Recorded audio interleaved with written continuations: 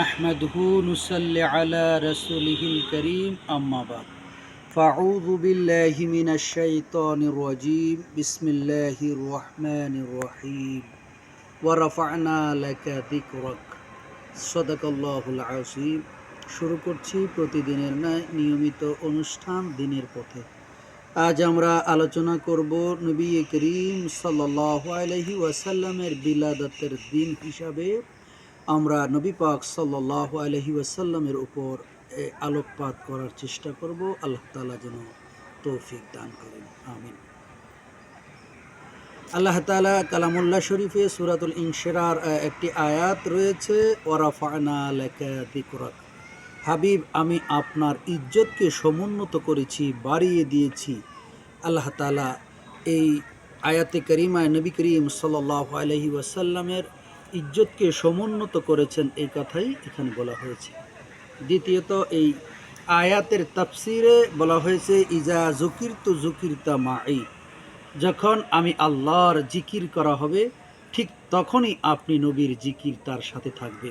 সুবহানাল্লাহি ওয়া বিহামদিহি সুবহানাল্লাহিল আযীম, এর চাইতে শানওয়ালা মানওয়ালা নবী আর কি হতে পারে, কে হতে পারে? এই পৃথিবীতে যত নবী এবং রসুল এসেছেন সকলের যত গুণ রয়েছে তার চাইতে বেশি গুণ আমার নবী মুহাম্মদুর রাসূলুল্লাহ সাল্লাল্লাহু আলাইহি ওয়াসাল্লামের মধ্যে রয়েছে। এই পৃথিবীতে যত নবী এসেছে যাদের সৌন্দর্য মানুষ বিমোহিত হয়ে গেছে, হযরত ইউসুফ আলাইহিস সালাতু ওয়াস সালামের রূপ দেখে মিশরের মেয়েরা চাকু দিয়ে হাত কেটে ফেলছিল, তখনও তারা কি পায় নাই, টের পায় নাই। মা আয়েশা সিদ্দিকা রাদিয়াল্লাহু তাআলা আনহা বর্ণনা করেন, যদি ওই মিশরের মেয়েরা আমার নবীকে দেখতো তাহলে তাদের কলিজাও যদি কেটে নিত তাহলে তারা খবর পেত না। তো যেই কথা বলতে চেয়েছিলাম, আমার নবীর মধ্যে এত সৌন্দর্য দিয়েছেন, সকল নবী মিলে যত সৌন্দর্য দিয়েছেন তার চাইতেও বেশি সৌন্দর্য আল্লাহ তাআলা আমার নবীকে দান করেছিলেন। আমার সকল নবীর যত মর্যাদা ছিল, নবী মুহাম্মদুর রাসূলুল্লাহ সাল্লাল্লাহু আলাইহি ওয়াসাল্লামের সকলের উপরে তার মর্যাদা ছিল। এক কথায় আল্লাহর পরে এই জমিনের উপরে আমার নবীর চাইতে শানওয়ালা মানওয়ালা সৌন্দর্যে, কথায় বার্তায়, চলা ফেরায়, উঠা বসায়, মর্যাদার দিক দিয়ে কোনো কিছু দিয়েই আমার নবীর সঙ্গে কারোর তুলনা হয় না। আল্লাহ যেমন আল্লাহর সাথে কোনো মেসাল নেই, ঠিক নবী মুহাম্মদুর রাসূলুল্লাহ সাল্লাল্লাহু আলাইহি ওয়াসাল্লাম নবী হিসাবে তার কোনো মেসাল নেই, তিনিও নবী হিসাবে বেমেসাল। সুবহানাল্লাহি ওয়া বিহামদিহি সুবহানাল্লাহিল আযীম। এমনই এক নবীর উম্মত আমরা হয়েছি। আল্লাহ তাআলা যে বলছেন, ইজা যুকিরতু যুকিরতা মাই, আমি আল্লাহর জিকির যেখানে হবে সেইখানে আপনি নবীর জিকিরও হবে। আমরা যে দুরূদ শরীফ পাঠ করি, এই দুরূদ শরীফের মধ্যে কিন্তু প্রথম কথাটাই আমরা আল্লাহকে বলি, আল্লাহুম্মা, হে আল্লাহ। অর্থাৎ আমরা প্রথম কার জিকির করলাম? আল্লাহর জিকির করলাম। সাল্লে আলা, দুরূদ পাঠাও তার উপর সাইয়্যিদিনা, যিনি আমাদের নেতা, মাওলানা, যিনি আমাদের অভিভাবক, মুহাম্মদ ওয়া আলা আলে, তার আহলে বাইতের উপর, তার পরিবার পরিজনের উপর রহমত বর্ষদ শান্তি বর্ষণ করুন। তো এই দুরূদ শরীফের মধ্যেও কিন্তু আল্লাহ তাআলার জিকির রয়েছে, পরবর্তী অংশে নবীর জিকির রয়েছে। তো নবী সাল্লাল্লাহু আলাইহি ওয়াসাল্লামকে যে আমরা রবিউল আউয়াল আসলে ভালোবাসবো এমনটি নয়। একজন মুমিন তার জীবনের বুঝ আসার পর থেকে সর্বাগ্রে প্রায়োরিটি আল্লাহ তাআলার পরে নবী মুহাম্মদুর রাসূলুল্লাহ সাল্লাল্লাহু আলাইহি ওয়াসাল্লামকে দিতে হবে।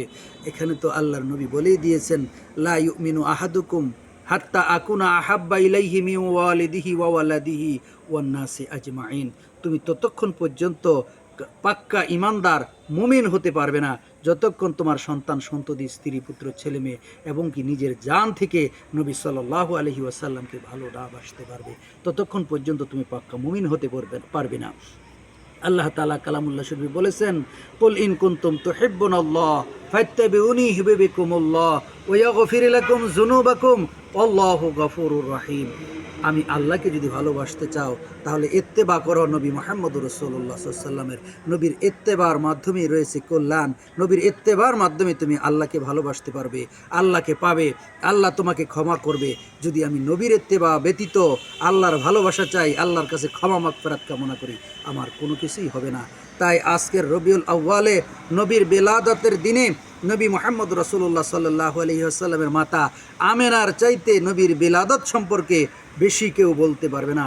আমেনা তিনিই বলেন, আমার গর্ভে যখন সন্তান আসে আমি টের পাইনি, আমি যখন তাকে 10 মাস 10 দিন তাকে গর্ভে ধারণ করেছি আমার শারীরিক কোনো পরিবর্তন ঘটেনি।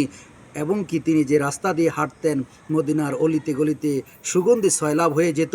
আরবের প্রথা ছিল যে নারী স্বামী মারা যাবে সে সুগন্ধি ব্যবহার করতে পারবে না, কিন্তু আমেনার শরীর দিয়ে সুগন্ধি আসতো। তার শাশুড়ি এবং শ্বশুর ডেকে বলল, কি মা, বৌমা, তোমার শরীর থেকে সুগন্ধি আসে, এই উত্তর কি?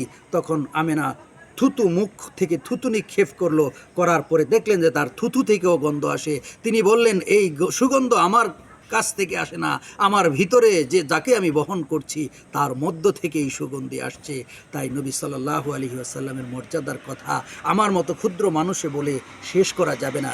তাই নবী সাল্লাল্লাহু আলাইহি ওয়াসাল্লামের এই বিলাদতের দিনে আমরা নবীকে যে ভালোবাসি তার প্রমাণ আমরা এইভাবে দিব না যে আমি নবীকে ভালোবাসি, আমি নবীকে ভালোবাসি, এইভাবে দেওয়া যাবে না।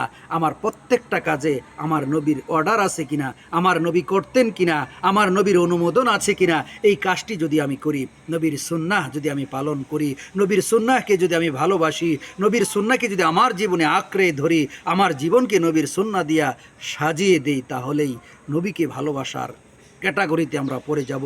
তাহলেই নবী সাল্লাল্লাহু আলাইহি ওয়াসাল্লাম বলছেন যে আমার সাথে জান্নাতে থাকবে যে আমার সুন্নতকে আঁকড়ে ধরবে। এই 2 আঙ্গুল দেখিয়ে বলছেন এমন পাশাপাশি আমার সাথে সে জান্নাতে অবস্থান করবে।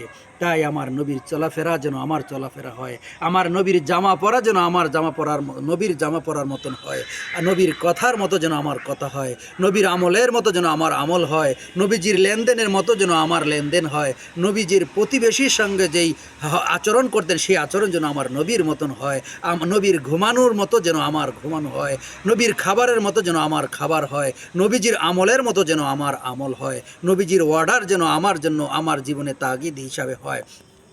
এইভাবে প্রত্যেকটা ক্ষেত্রে আমার নবীর সঙ্গে মিলিয়ে মিলিয়ে চলা ফেরা, নিজের জীবনে বাস্তবায়িত করা, এটাই হলো নবীজির প্রতি ভালোবাসার বহিঃপ্রকাশ। আল্লাহ তাআলা যেন আমাদেরকে, আমরা যারা যে যেখান থেকে শুনছি, আমি যে বলছি, আমি সহ যাদের জন্য, যাদের উদ্দেশ্যে বলা, সকলকে যেন নবী পাক সাল্লাল্লাহু আলাইহি ওয়াসাল্লামের মহাব্বত অর্জন করে দুনিয়া থেকে বিদায় নেওয়ার তৌফিক দেয়। ওমা আলাইনা ইল্লাল বালাগ। আসসালামু আলাইকুম ওয়া রাহমাতুল্লাহি ওয়া বারাকাতুহু।